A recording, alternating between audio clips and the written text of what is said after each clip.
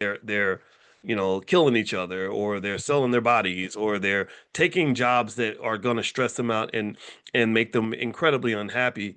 And I don't think that's the way to live life. So in hindsight, I'm like, man, I'm so glad I ended up just studying money. And it makes sense, right? Because if something's important, you want to be good at it. Why not study? Why not? If you want to be good at football, you go to football practice.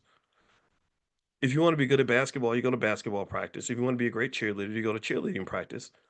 So if you want to have money, you go to money practice. What does money practice look like?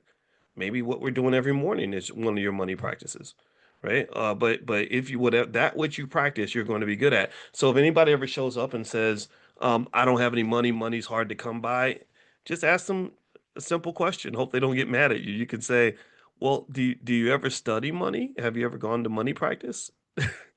And they're probably saying no. And then you can say, well, you don't have any money. Well, you can only harvest if you plant seeds. You have to plant. You reap what you sow. Did you plant any seeds? Did you make any investments?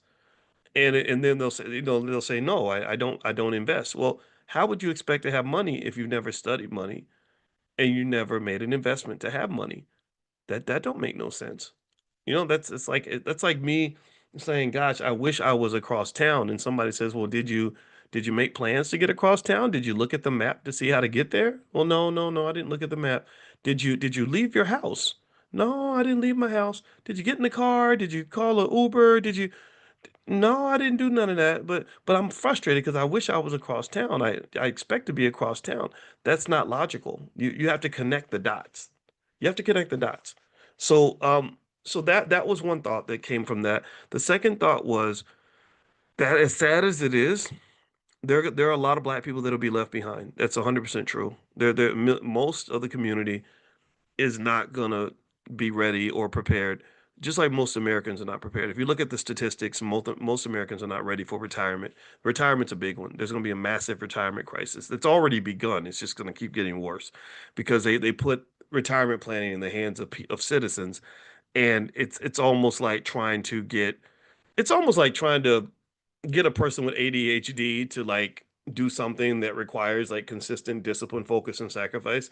They give you this sort of ADHD-ish sort of mindset that comes from instant gratification, the addiction to that dopamine, of those quick reactions. So what happens is that the ability to sort of make those long-term plans is just not there. There's not an interest in that. It's like, no, I want to do stuff that feels good right now.